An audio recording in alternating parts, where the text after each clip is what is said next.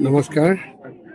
আজি মহাপ্ৰভু শ্ৰী শ্ৰী গৰখীয়া গোসাঁই থানৰ পৰা অসমবাসী ৰাইজলৈ ৰঙালীৰ শুভেচ্ছাৰ লগতে আগন্তুক নৱবৰ্ষৰ অলক যাচিছোঁ। সকলোৰে সুখ শান্তি মনত বিৰাজ কৰক।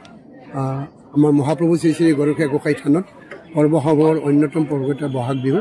এই বহাগ বিহু প্ৰথম দমাহীৰ পৰা আৰম্ভ হৈ বহাগৰ 6 তাৰিখলৈকে উৎসৱ পালন কৰা হয় আৰু আমাৰ এইকেইদিন ভাগৱত পাঠ নাম প্ৰসংগ চলি দিব আৰু 6 তাৰিখে 7 তিথি বুলি কোৱা হয়। আমাৰ এই সপ্তম দিনা বিহুৰ সপ্তম দিনা সেইদিনাও ভাগৱত পাঠ আৰু দূৰণিৰ পৰা নাম দল আহ্বান কৰি আনি আমন্ত্ৰণ কৰি নাম প্ৰসংগ কৰা হয়।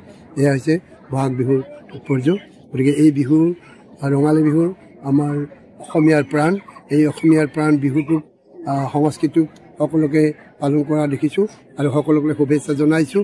সকলোৰে মনত সুখ শান্তি বিৰাজ কৰাৰ কাৰণে পুনৰ আজি যথেষ্ট সংখ্যক হয় হয় আজি আমি অনুভৱ কৰিছোঁ প্ৰায় 10,000 মানুহ ইয়াত গোট খোৱা বুলি অনুমান কৰিছোঁ।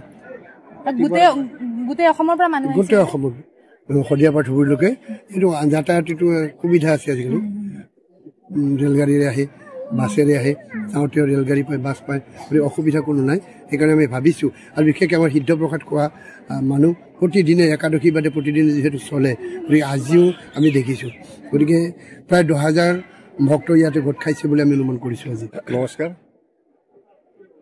আজি মহাপ্ৰভু গৰখীয়া গোসাঁই থানত আমাৰ প্ৰথমটো বছৰৰ উৎসৱ বহাগ বিহু আৰু এই বহাগ বিহুৰ আমাৰ যোৱা চ'তৰ সংক্ৰান্তিৰ পৰাই দমাহীৰ দিনৰ পৰাই আৰম্ভ হয় আৰু এই বিহুটোত আমি প্ৰভু থানত যিমান ভক্ত আহে তেওঁলোকক এই থানৰ পৰাই সেৱা লয় আৰু যাতে তেওঁলোকৰ নিজৰ জীৱনৰ লগতে অসমবাসী সমূহ ৰাইজৰে মংগল কামনা হয় এইখিনিয়ে কামনা কৰি ইয়াত সেৱা ল'বলৈ আহে।